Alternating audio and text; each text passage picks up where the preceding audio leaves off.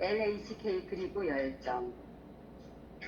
비호는 자기와 대상 그리고 대상들 사이의 정서적 연결들을 가리키는 추상적인 표기들과 요소들로서 L, H 그리고 K를 사용했다. 그것들은 또한 정신분석적 요소들을 구원한다. 그것들은 이전에 욕동으로 간주되던 것에서 왔다. 비호는 욕동의 온전성을 여전히 유지하면서도 그것들의 정서적 구성 요소들 그리고 연결하고 결합하는 능력들을 엄격하게 선별해내는 자유를 행사했다. 가장 기본적인 수준에서 그것들은 분리될 수 없고 서로 교환될 수 있는 것이라고 간주될 수 있다. 예컨대 그는 LY뿐만 아니라 HY도 한다는 것을 알기 때문에 XKY이다. 교수님 여기서 LY라는 거가 love you인가요? 그렇죠. I love you, I hate you. hate you, 그 다음에 맨 마지막에 X는 뭘까요? 저도 잘 모르겠어요. 근데 KY라고 하는 것은 안다인데, 안다고 할 때 여기서는 X도 있고 Y도 있다고 하는 것이, 무엇을 안다는 건 정서가 다양한 정서를 가지고 아는 거죠. 그러니까 여기서 잘 설명하지 않고 있어서 여기서 우리가 정확하게 알 수 없지만 하나의 팩터뿐만 아니고 우리가 보통 사람을 내가 누구를 안다는 것은 그 사람을 정서적으로 안다고 하는 것을 개념을 우선 이해를 하셔야 되는데, 그러면 하나는 사랑하는 마음도 있고 미워하는 마음도 있고 기본적으로 그렇죠. 서로 반대되는 정서들이 있기 때문에 무엇을 안다는 건 정서가 복합적이라는 얘기예요. 그래서 복합적인 알미다 이렇게 이해하시면 어떨까 싶어요. 복합적인 정서를 배경으로 우리가 안다고 생각한다는 얘기죠. 우리 알미라고 하는 건 지적인 암도 있지만 대부분 우리가 여기서 비혼이 얘기하는 건 정서적인 알미예요. 정서적으로 알 때 우리가 안다고 생각한다는 얘기예요. 그래서 우리가 여러분들이 많은 사람을 만나는데 내가 아는 사람은 오늘 회의에 갔는데 여러분이 아는 사람을 만났어요. 누가 아는 사람인가요? 여러분들에게. 누구 아는 사람? 누구를 아는 사람으로 느끼는가?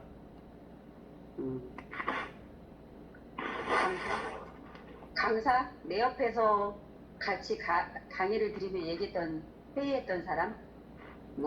그렇죠. 다양할 것 같아요. 다양한데 어떤 사람은 내가 아는 사람이라고 느끼고 어떤 사람은 내가 모르는 사람을 느끼죠. 어쩌면 여러분이 교회에서도 내가 아는 사람과 모르는 사람 여러분들 분명히 나눌 수 있을 거예요. 근데 처음 본 사람을 내가 모르는 건 당연한데 나는 계속해서 만나는 내 아파트 주민이에요. 내 반상에 나오는 분 중에도 내가 아는 사람과 모르는 사람이 있죠. 그러니까 내가 안다고 느끼는 것은 내가 정서적으로 호오 정서가 있는 경우라니. 저 사람 괜찮아 보여. 저 사람은 난 왠지 싫어. 이런 사람이 내가 아는 사람이잖아요. 그런데 내가 계속 만나지만 내게 어떤 정서도 불러일으키지 않는 대상이라고 한다면 나는 저 사람하고 아무 관련이 없어. 나는 모르는 사람이잖아요.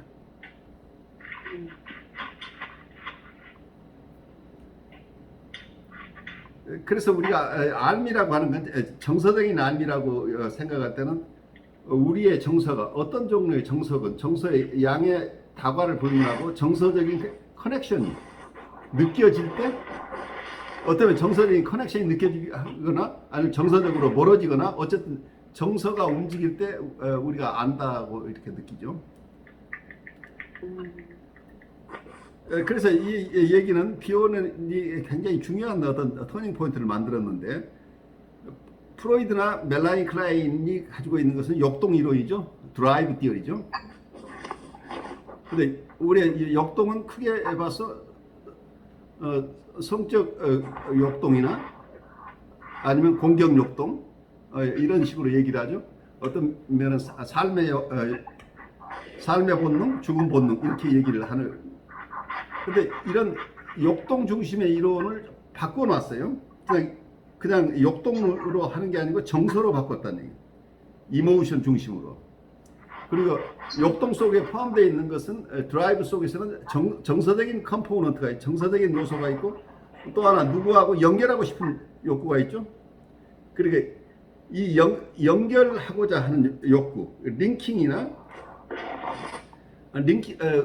연결을 할 능력이나 조이닝 할 능력이죠. 링킹과 조이닝의 커패시티라는 게 있는데 욕동 속에는 그러니까 내가 어떤 정서가 있으니까 내가 좋아하니까 내가 저 사람하고 어떤 관계를 맺고 싶은 욕구가 생겨나죠. 이 관계라는 욕구보다는 관계 중심에 이르서는 관계를 맺고 싶은 욕구라고 얘기를 하겠지만 욕동 이론가들은 자기의 성적 만족이나 공격적인 만족을 얻고 싶어서 그 대상을 향해서 그것을 얻고 싶은 욕구가 생겨나잖아요. 대상과의 관계, 대상을 통해서 얻고 싶은 욕구죠. 그러니까 거기에는 드라이브라고 하는 것을 욕동이나 본능이라고 얘기했던 그 클래식한 사이코애널리시스나 대상관계 이론가들이 얘기한 이 드라이브를 두 가지로 바꿔버린 거죠. 여기서는 이걸 분해해서 하나는 정서적인 것과 또 하나는 연결하는 능력, 이 두 가지를 분해해서 이론화했다는 얘기예요. 그래서 비온의 얘기를 이제 잘 알아들으시면 정서 중심의 이론이다. 그래 욕동이라는 얘기를 거의 안 쓰면서 실제는 욕동의 내용을 부정하지 않으면서도 굉장히 프랙티컬리 사람들을 관계를 이해하는 거죠. 어떤 면은 사람들이 가지는 기본적인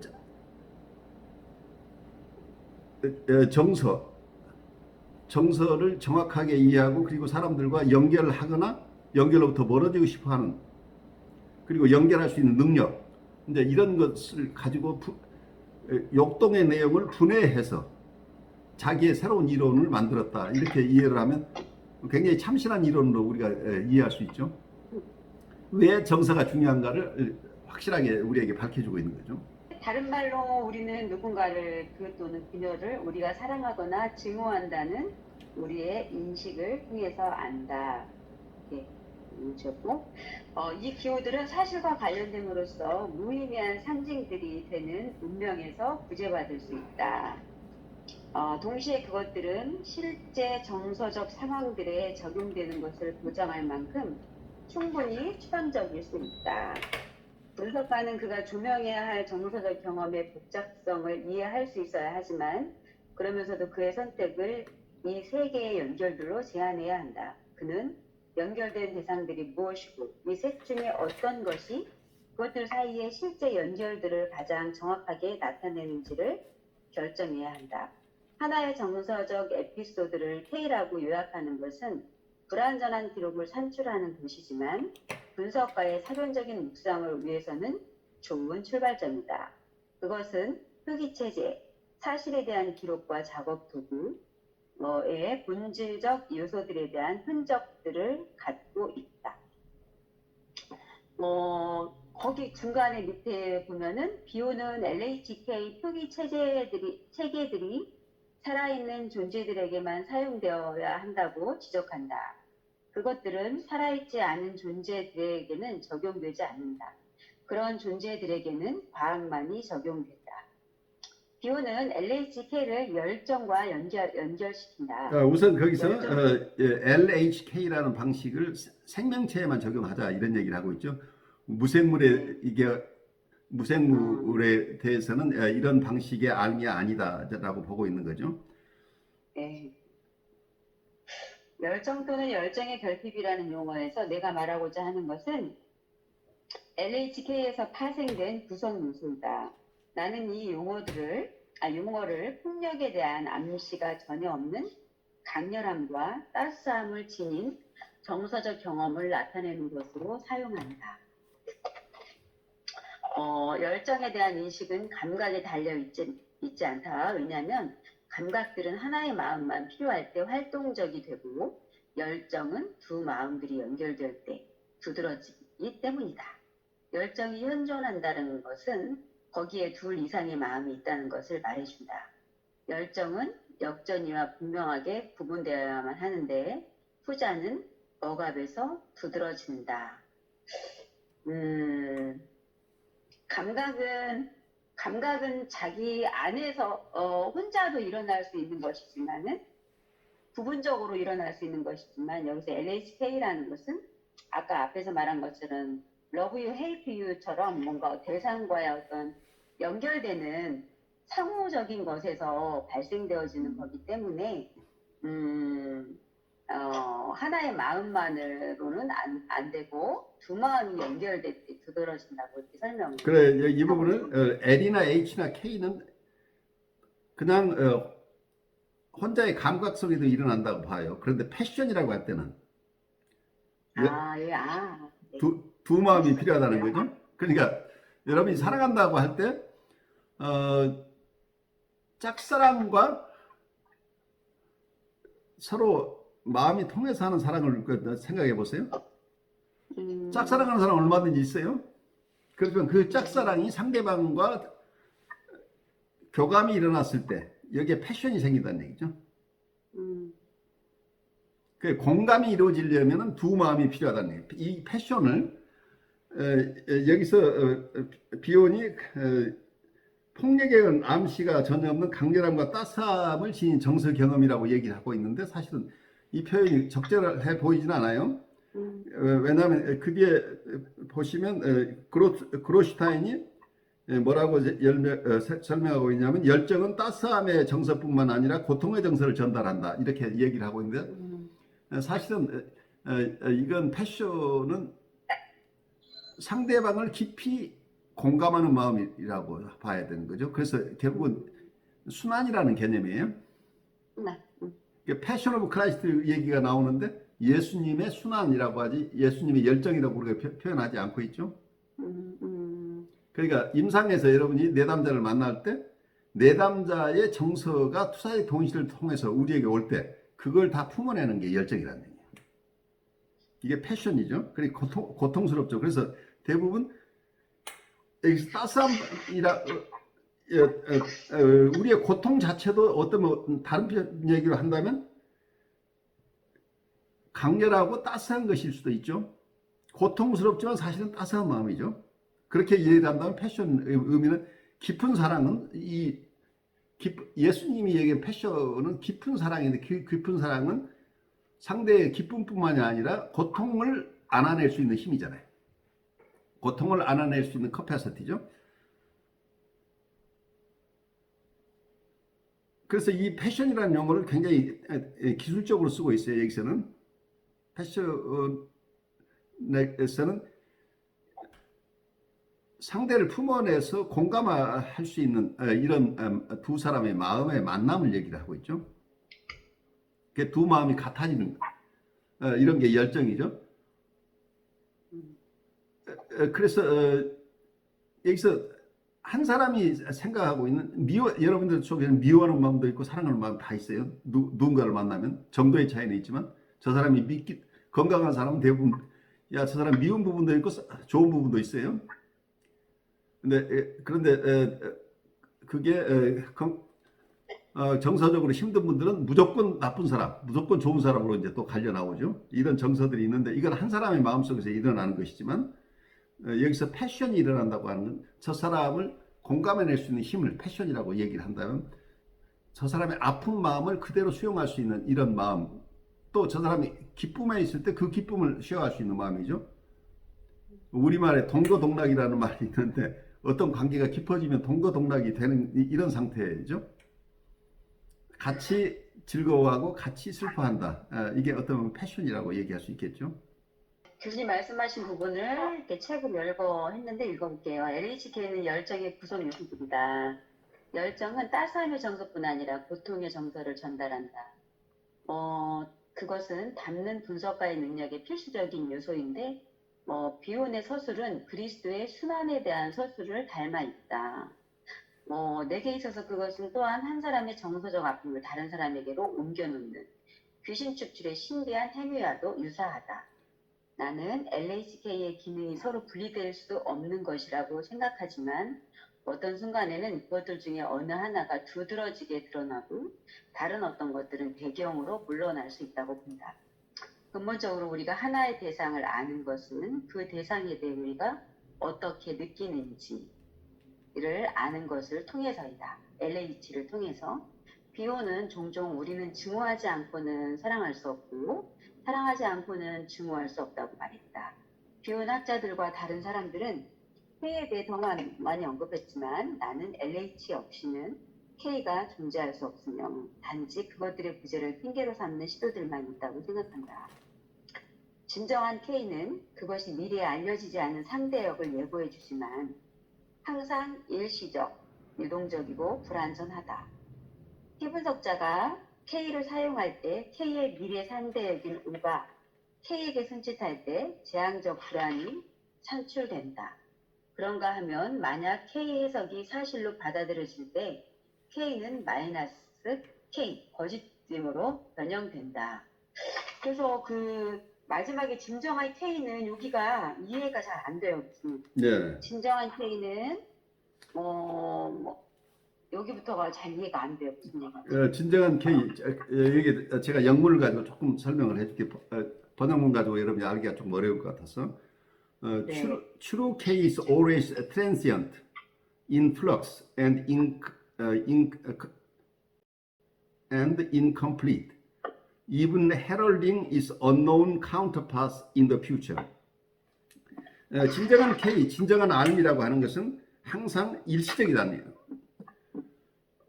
그러니까 일시적이라고 하는 얘기는 유동적이라고 얘기를 했는데, 그리고 불완전하다는 K가 우리의 알음 자체가 불완전한 이유는 뭐냐면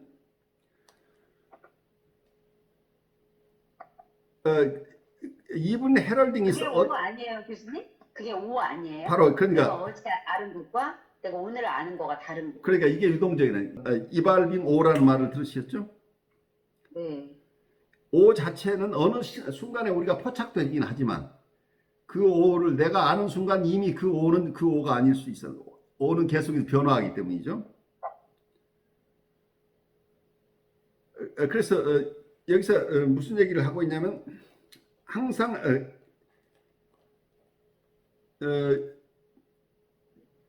이분 이 K는 무엇을 의미하느냐면 아직 잘 알 수 없는 미래의 카운터파트, 그 K의 카운터파트는 O죠. 잘 알려지지 않은 O를 미리 손짓하고 있다. O가 나타날 것을 예감하고 있기 때문에, 그러니까 미래의 O를 예감하고 있기 때문에 이건 항상 불완전하다죠.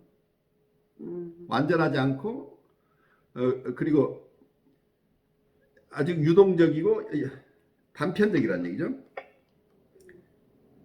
그래서 진정한 K는 그것이 미래에 알려지지 않은 상대액을 예고해 주지만이라 예고하고 있기 때문이라. 그러니까 지금 내가 알고 있지만 이 내가 아는 것이 또 다른 모습으로 미래에 오는 또 다를 수도 있다는 것을 미리 예고하는 것이기 때문에 항상 일시적이고 불완전하다.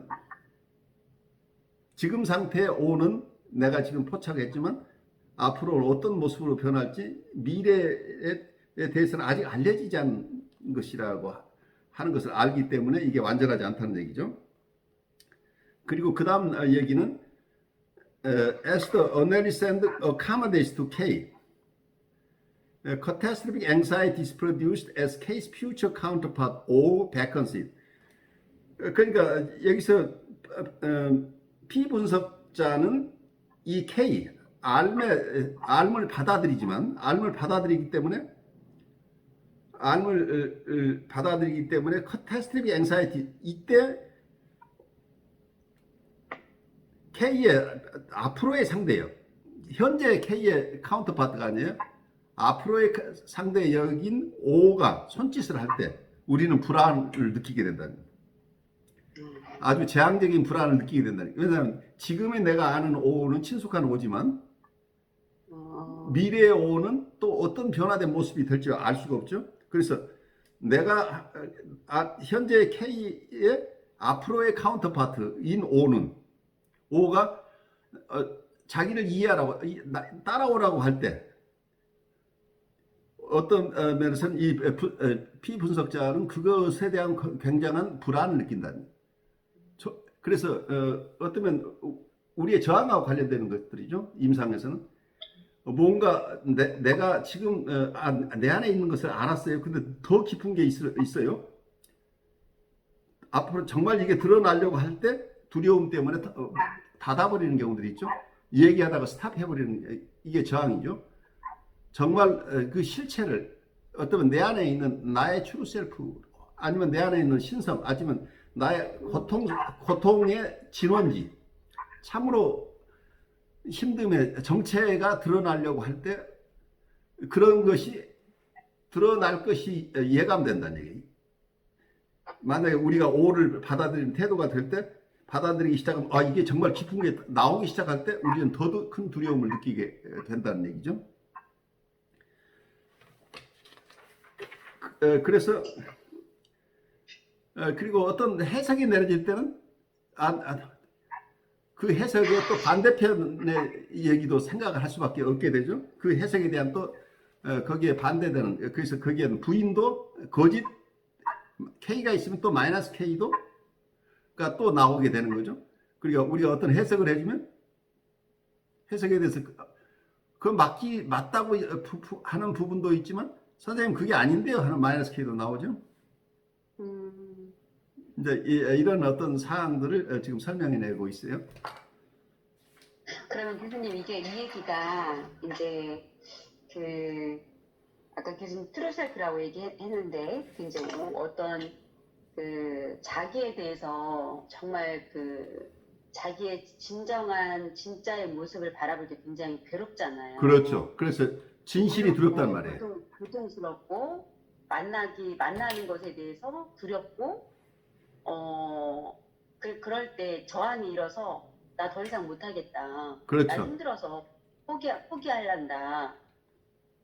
넌 이렇게 힘든데 뭐 굳이 이렇게까지 할 필요가 있을까라고 뭔가 이제 그 두려움에 대해서 저항을 하고 방어를 하고 이제 그런다라는 얘기죠. 그렇죠. 예. 그래서 어떤 임상을 우리가 깊이 이해할 수 있는 어떤 이론들이에요. 실제로 많은 분들이 특히 프리헤드폰 환자들은 아주 100% 그렇죠. 진실을 안다는 진실이 제일 두려워요. 근데 뉴라티브 환자들도 깊이 들어가면 마찬가지죠. 진실이 가장 아픈 거란 얘기예요. 그래서 우리가 궁극적으로는 우리의 진리가 너를 자유스럽게 할 것이다 라는 얘기는 맞아요. 우리가 건강해지면 진리가 우리를 자유스럽게 해줘요. 결국 그 목표를 따라서 가는데 아직 내가 충분하게 자유스럽지 못한 상태에서 우리가 너무 빨리 진리를 누군가가 선포한다면 이분은 견뎌내지 못해요. 그래서 여러분들이 해석을 조심하시라는 얘기예요. 해석을 준다는 얘기는 이분에게 인사이트를 준다.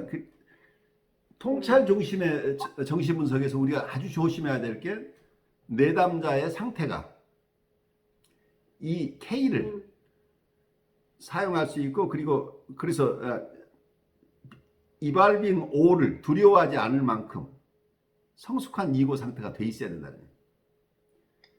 변모하는 O 그리고 실제 내가 지금까지 안다고 생각했던 내가 아닌 내 모습을 점점 더 보아갈 때 그것을 감당해낼 수 있는 정도가 각각 달라요, 사람마다. 그래서 건강한 사람도 이게 쉬운 일이 아니죠. 자기 안에 있는 것들, 내 무의식 속에 있는 나의 정체들이 하나하나 드러날 때 많은 사람이 중간에 포기할 가능성이 높다는 얘기예요. 그래서 임상에서는 이 속도 조절이 아주 크리티컬이에요. 그래서 많은 경우에 여러분들이 해석 중심으로 트레이닝 됐을 때 위험도가 내가 멋진 해석을 했어요. 저 사람의 무의식을 만나면서 내 무의식에서 이게 내가 선택된 사실이 올라와서 내가 알겠어요. 이분이 왜 이러고 있는지. 이 사람의 비밀을 이미 알았어요. 그래서 이것만 이 사람이 옥셉트하면 이 사람 나을 것 같아요. 그래서 내가 그 얘기를 하는 순간 이 사람은 나하고 다시는 더 이상 상담을 진행 못할 상황으로 가버릴 수 있다는 거예요. 치료 파괴적인 재앙이 올 가능성이 있다는 거. 이게 굉장히 중요해요. 우리의 통찰이 깊으면 깊을수록 위험해요. 그래서 내 통찰을 가졌을 때 이 인사이트가 상대방이 소화할 수 있는 것인지 아닌지를 먼저 판단하셔야 돼요.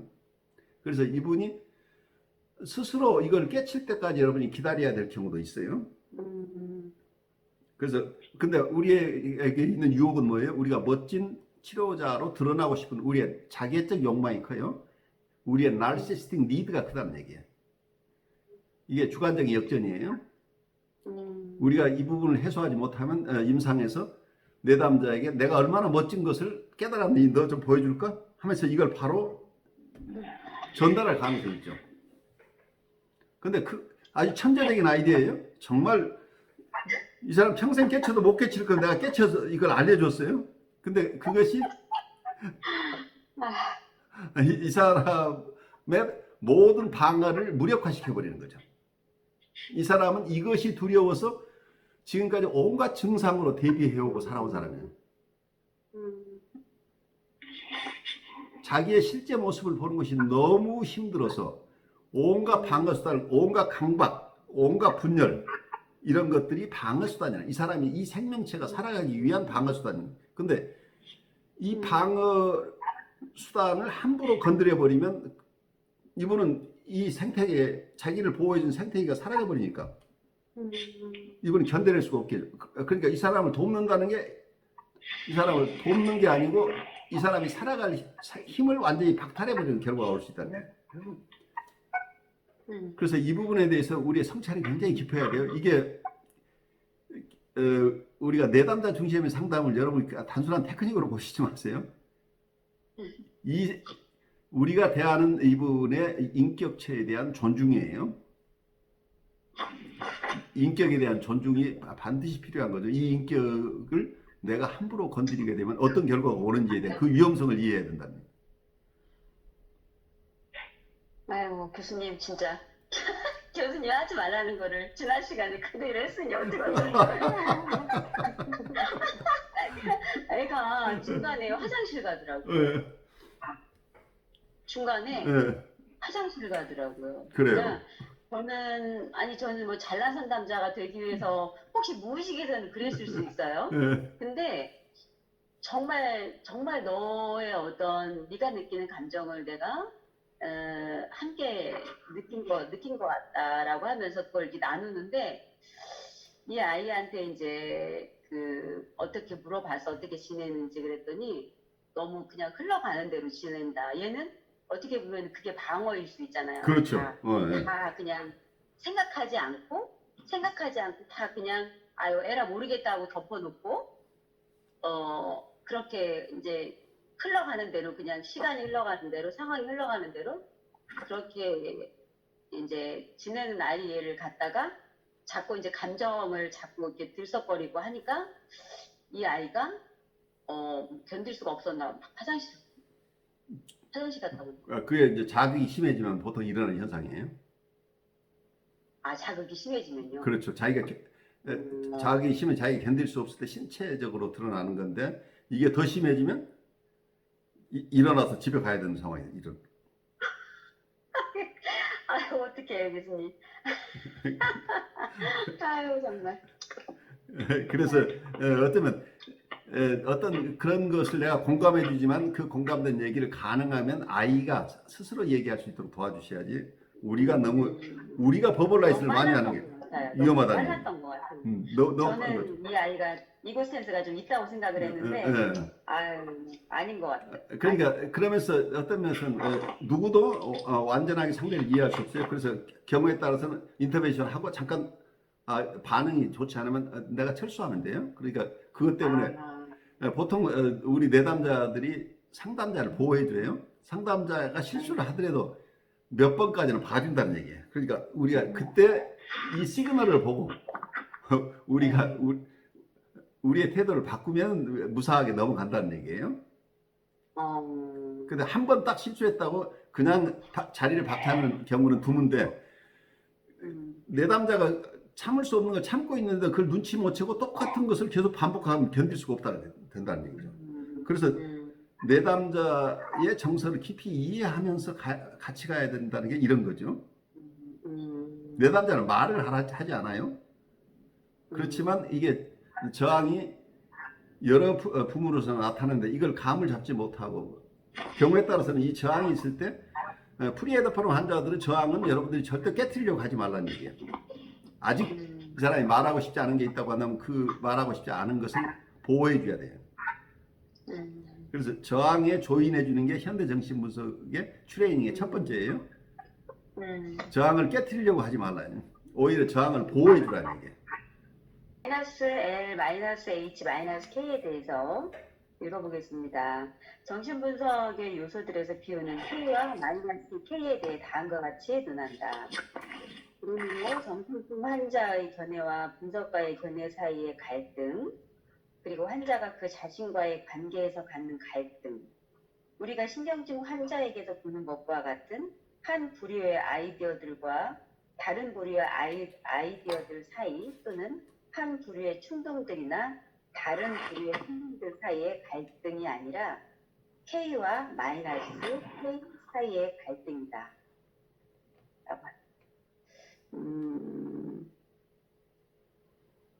여기서 여러분들이 이제 중요한 것은 모든 환자가 이렇다는 게 아니라 정신증 환자를 여기서 특별히 얘기하고 있는 게, 그러니까 사이카틱한 페이션트나 프리헤드폰 환자를 볼 때 이 뉴라틱 환자들하고 다르다는 얘기를 여기서 하고 있죠. 보통은 갈등 구조를 이렇게, 자기 안에 있는 어떤 사랑과 미움, 누구를 공격하고 싶은 것과 그냥 사랑하고 싶은 이 어떤 기본적인 자기 마음 안에 여러 가지 충동이 부딪히거나 아니면 어떤 생각이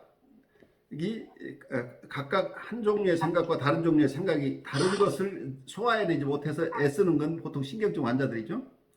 거기에서는 남과 내가 다른, 이미 분리개별하고 된 사람들의 얘기예요. 그런데 여기서 사이카틱한 사람들은 그런 종류의 갈등 때문에 문제가 되는 게 아니라는 얘기예요. 문제는 K와 K의 갈등이다. 여기서 아는 것과 알아서는 안 되는 것, 이 갈등이죠. 어떤 면에서는. 그러니까 모르쇠로 살고 싶은 욕구가 엄청나게 있다는 얘기예요. 여러분 청문회 사람들 불러오면 어때요? 진실을 말하고 싶은 욕구도 있는데 자기가 수용받을 수 있는 것은 얘기를 하지만 비난받을 것에 대해서는 모르쇠로 일관하죠. 그래서 K하고 K가 갈등하고 있는 거죠.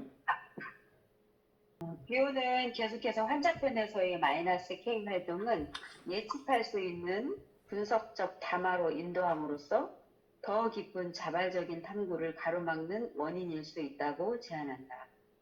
-K의 역할은 아마도 결코 충분한 힘을 갖고 나타난 적이 없거나 계약에 참여하는 데 필요한 순진성, 부정적인 안아주기의 결과로 추정되는 순진성과 최초의 신앙을 상실한 것을 부정적 신앙이 대체할 필요 때문일 것이다. 달리 말해서 -K는 점진적으로 지원할 수 없는 것으로 느껴지는, 성장을 멸절시키려고 추구하는 죽음 본능의 비적응적 작용도, 그리고 좌표 칼럼 2의 큰 거짓말 측면으로 생각될 수 있다. 여기에서 나는 발달을 시작할 수 있게 해주는 안아주기 경험으로서 1차적 동의시라는, 소위 축복받은 상태로 알려진 배경적 현존을 발달시키지 못한 실패에서 발생한 사기자를 말하고 있다. 이것을 발달시킬 기회를 몰수당한 것은 유아가 부모의 상상력과 관념의 제약이 지닌 축복된 부모에 의해 세례를 받기 전에 너무 일찍 실제 안으로 뛰어들었다는 것을 말해준다. 그래서 그는 지금 어둠의 구원자인 -K에게 새로운 충성을 맹세하도록 강요받는, 지각이 변동하는 사건과도 같은 실제 오의 고아가 되는 운명에 처한 불운한 존재가 되고 만 것이다. 비오는 이 현상을 태아가 조숙하게 고통을 인식하고 다친 상태가 됨으로써 미래의 발달과 성숙과 관련된 어떤 측면들을 몰수당하게 되는 존재 상태가 출생 후에 지속되는 것이라고 서술했다. 마이너스 K는 1등급에 해당되는 거짓말, 의도적이고 부정직한 거짓말을 가리킨다. 그것은 비혼에 따르는 모든 형태의 생각하기와 꿈꾸기를 특징짓는 위조와는 구별된다. 알듯하면서도 잘 모르겠어요, 교수님. 이게 실제 오해 고아가 된다라는 거가 뭔가 이렇게 잘 발달 과정에서 부모님이 안아주고 담아주고 하는 어떤 수용 경험이나 이런 것들 통해서 또 상상하기, 생각하기 이런 것들이 이제 돼서 궁극적으로 오를 만나야 되는데 그런 과정 없이 너무나 이렇게 뭐 외상이나 이런 것들로 인해서 그 생각하기나 꿈꾸기 이런 것들을 하지 못하고 스킵하고 자폐적이 된다든지 아니면은 정신증이 된다든지. 그러니까 초기에 부모의 충분한 네. 안아주기가 필요했었는데 그 안아주기가 없었다는 얘기예요. 네. 그러니까 아이는 이 세상에 태어나서 아직은 자기가 자기를 보호할 능력이 없을 때 이 갓 태어난 아이를 충분하게 홀딩하고 컨테인해주는 어떤 대상이 필요한데 이 과정을 거치면서 점점 자기를 보호할 수 있는 보호막이 생긴 상태에서 리얼리티를 오를 만나야 되는데 이게 준비되지 않은 상태에서 바로 오를 접하거나 리얼리티를 만난다는 얘기죠. 네. 실제를 만나버리면 거기서 너무 큰 상처 때문에 다시는 그 오를 만날 수 없게 된다는 얘기예요. 그래서 오의 고아가 된다는 얘기죠. 실제 오를 만난다라는 얘기는 뭘까요? 너무 지극히 너무 현실적이 된다라는 얘기일까요? 그렇게 볼 수도 있죠. 그러니까 여기서 어떻게 보면은 보호되지 않은 상태에서 리얼리티를 만나는 것들. 그 리얼리티는 어떤 면에서는 내적으로는 자기의 있는 모습 그대로를 만난다는 얘기를 할 수도 있고 복합적으로 얘기를 할 수 있는데 어쨌든 어린아이 입장에서는 자기 안에 있는 어떤 불안이나 자기 안에서 일어나는 생명 현상일 수도 있고 자기 안에 있는 어떤 공격성일 수도 있고 여러 가지 것이 있는데 이게 베타 요소잖아요. 이 베타 요소를 자기 아이는 감당할 수 없죠. 그럼 엄마가 이걸 소화해서 이걸 돌려줘야 되는데 이 과정이 없는 상태에서 바로 말하자면 오라고 얘기를 하면 다른 쪽으로 얘기를 하면 자기한테 있는 엄청난 공격 충동이나 아니면 섹슈얼 인스팅트나 이것을 정난하게 대면한다면 이걸 감당할 수 있겠느냐. 누군가 이것을 보호해주는 대상이 필요한데 이 보호가 없는 상태에서 실제 자기 안에 일어나고 있는 것을 대면할 힘이 없는 상태. 또 다른 쪽에서 본다면 리얼리티 속에 무서운 대상이 있을 때 그 무서운 대상을 보호해주는 엄마가 있을 때는 그 무서운 대상을 내가 그 무서운 대상을 바라볼 수 있는 힘이 있는데 그 무서운 대상이 나중에 보면 무섭지 않은 대상이라고 이렇게 밝혀질 수도 있는데 보호하는 사람이 없으면 이 무서운 대상은 절대로 다시 만나서는 안 되는 대상이죠. 그래서 아이가 누군가를 만났을 때 깜짝 놀라면서 도망가고 있는데 엄마가 이걸 안아주고 저 사람 너희 삼촌이야 좋은 사람이야 라고 하다 보면 친숙해지는데 그런 대상은 그냥 두려운 대상으로 있어 아이는 만날 수가 없게 되는 거죠. 그런데 이게 외적 대상에 적용될 수도 있고 내적 대상에서 자기 안에서 일어나고 있는 이름 없는 알 수 없는 어떤 무서운 생각이나 무서운 충동이 있다고 할 때 아이는 이것을 감당할 수가 없잖아요. 그래서 어쩌면 이 오로부터 고아가 된다는 얘기죠. 실제 보호된 상태에 서서 이걸 만날 수 있는 힘, 엄마가 대신 중재해서 이걸 만나줘야 되는데 그게 안 되는 거죠. 임상에서는 이걸 어린 시절부터 이걸 못하는 대상이 프리헤드폰 환자인 경우가 대부분이죠. 그러면 그리고 이제 그렇게 되면 상징적 동등시로 가는 거죠. 그렇죠. 상징적 동등시로 가버린 거죠. 그러니까 뭐 아까 외부 대상이 무서운 대상이라고 하면 왜 그 예화가 있잖아요. 그렇죠. 그러니까 벌어진 신발을 악어의 입으로 환타지를 하고 그렇죠. 무섭다고 했는데 예, 예. 그게 이제 나중에 보니까 그게 이제 무서운 게 여러 아닌 가지 거죠? 신발이었다. 예, 무서운 게 아니었다. 그런데 그것들을 그 어떤 그 불안이나 이런 것들을 어머니가 해줬어야 되는데 근데 그것들을 안 해주면 그게 이제 진짜 그 신발이 악어가 되는 예, 그런 거죠. 예. 예. 근데 그 마이너스 K는 1등급에 해당되는 거짓말이라고 했잖아요. 예, 예. 가르고 의도적이고 부정직한. 근데 이제 아이가 사실은 그런 안아주고 또 보호해주고 그런 것이 없었기 때문에 조속해진 거잖아요. 그렇죠. 그래서 준비되지 않고 바로 오를 만나게 되고 또 실제를 만나게 되는 거니까. 근데 그게 어떻게 해서 의도적인 거고 부정직한 것인가가 조금 그러네요.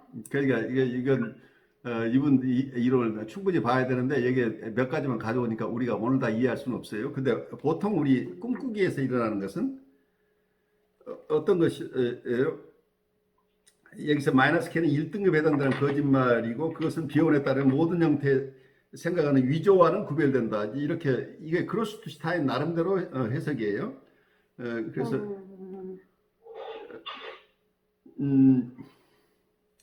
그러니까 어떻게 보면 그러니까 의도적인 건 아니잖아요. 아이가 자기를 어떻게 해서든지 그런 실제적인 리얼리티를 만났을 때 겁나고 근데 이제 이게 삼킬 것 같고 이런 것이라. 근데 보통은 보통 우리가 띵킹이나 꿈을 꿀 때는 폴시피케이션이라고 하는 것이 여기에서는 있는 것을 그대로 보지 않고 판타지 속에서 보기 때문에 거기에서는 그 하나 위장으로 드러나는 경우들이 있는데 그건 모든 생각 속에서 판타지 속에 다 일어나는 일인데 이 사람들의 경우에는 굉장히 이게 거짓말 자체가 in the first degree라는 얘기예요. 마이너스 K가 나는 절대로 알고 그게 무의식 중에 일어나는 어떤 것들하고 여기는 등급이 다르다는 얘기예요. first degree로 실제로 거짓말을 밥 먹듯이 하게 된다는 얘기예요. 이게 하나의 자기 방어 수단이 될 수 있겠죠. 결국은 리얼리티 또는 오를 직면할 수 없어서 그 고아가 된 사람은 어떤 방식으로든지 거기서부터 피해야 되니까 피하는 방식이 무의식 속에서 일어나는 작업뿐이 아니고 의식적으로도 이분은 계속해서 그걸 만나지 않게 한 것이 의식 속에서도 일어난다는 얘기죠. 이렇게 되면 실제로 여러분들 거짓말을 하고 그 삶에서 보면은 그러니까 내담자가 여기 아까 그 꿈꾸기라든가 생각하기는 사실 자연스러운 어떤 판타지에서 일어나는 거잖아요. 그렇죠. 위조되게. 그런데 그렇지 않고 그 의도적으로 이렇게 부정직한 어떤 거짓말을 방어적으로 그러니까 무의식적인 것이 아닌 약간 의식도 드러난 상태에서 방어를 한다는 게 보였을 때 그때 상담자가 느끼는 이제 역전되는 느낌이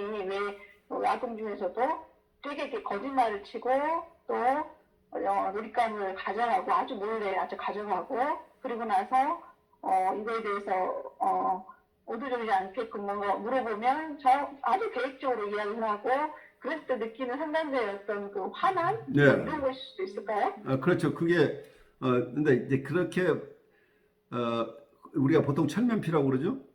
그냥 네네네. 누구나 할 수 있는 거짓말을 그냥 막 하는 것은 이 이고가 더 취약하다는 얘기죠. 가장 취약한 상태에서 발생하는 일이죠. 그래서 우리가 화나는 정서를 여러분 역전인 속에 충분히 이해가 되는데 이 사람의 상태를 여러분들이 이해해야 되는 거죠. 이분은 정말 오해 고아인 상태죠. 리얼리티를 만난다는 건 이 사람은 죽음이라는 얘기예요. 그러니까 사실을 사실대로 본다는 것이 두려움입니다. 그러니까 오를 직면하고 싶어 하지 않아서 도망다니는 강도가 사람마다 다르죠. 거짓말을 해서라도 여기서 이걸 만나지 않아야 된다는 얘기예요. 근데 실제로 어때요? 아이들이 부모가 전혀 자기를 안아주기를 하지 않고 크리티사이즈하고 비난하고 처벌하는 부모를 만났을 때 거짓말을 해요, 안 해요? 굉장히 반사회적이죠. 반사회적인 상황까지 가는 거죠. 반사회적이고 약간 뭐 소셜 패스나 이런 쪽이 되지 않을까 싶고 저는 이제 한편으로는 이제 성격장애인 사람들 이렇게 보면은 자기의 리얼 셀프를 만나지 않으려고 그 계속 자기만의 어떤 그런 논리를 핀다던가 그렇죠. 그런 게 있잖아요. 특히 이제 편집성 성격의 사람들 보면은 이제 자기의 어떤 그 실제 리얼 셀프를 만나기가 너무 힘드니까 그것을 굉장히 이제 투사라는 방어 기제를 쓰면서 계속해서 그 자기만의 어떤 왜곡된 어떤 그 사고 체계를 심리학적 구조를 가지고 굉장히 논리적으로 해서 증명받기 원하는 그렇죠. 자기가 자기의 어떤 그렇게 이렇게 주장이 맞다라고 증명받기 원하지만 그게 실은 다 자기의 함몰된 사고 구조 내에서 벌어지는 일들이잖아요. 그렇죠. 자기가 만들어내는 그게 거죠. 그렇기 때문에 그게 바로 진실을 만나고자 우리가 들어가는 게 아니라 만나는 곳에서 역으로 만나지 않고자 그렇죠. 하는 그런 움직임들이기 때문에 이제 그 안에 있는 방어나 왜곡이나 뭐 이런 것들이 막 다 같이 그러니까 이게 아주 여기서는 이론적으로 그로시타인이 분명히 다른 것처럼 얘기하고 있지만 실제로 임상에서는 쉽지 않죠. 왜냐하면 의식과 무의식이 이렇게 꼭 분리되는 게 아니고 의식적인 거짓말 뒤에는 무의식이 함께 있어요. 그러니까 의식에서만 거짓말을 하는 게 이 사람 무의식에서도 이것을 자기 것으로 정당화해야 되기 때문에 의식과 무의식이 연합작전을 하고 있다고 볼 수도 있겠죠. 너무도 힘드니까 단지 무의식적인 것만이 아니고 의식에서마저도 이 사람은 거짓말을 해야 되는 상황이죠. 그러니까 아이가 자기가 필요해서 아버지 지갑에서 돈을 좀 가져갔어요. 근데 아버지가 너 가져갔어 했을 때 너 돈 가져갔느냐고 했을 때 어떤 아이들은 잘 보호받고 하느냐 아빠 내 돈이 필요해서 좀 가져갔어요 라고 할 수 있는 아이는 건강한 아이죠. 그런데 분명히 증거가 있음에도 불구하고 전 절대 안 가져갔어요 라고 하는 아이는 그만큼 이고 스트렝스가 없는 아이죠.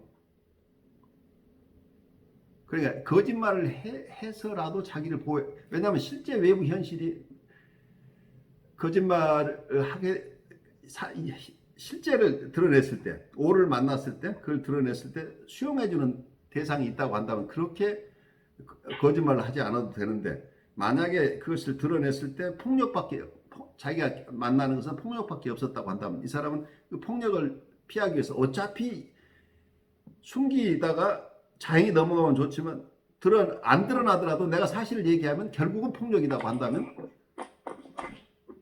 어차피 자기가 얻어맞을 수밖에 없다고 한다면 얻어맞지 않을 방법을 확률을 3분의 1이건 4분의 1이건 만들어내는 방법은 거짓말하는 방법밖에 없잖아요.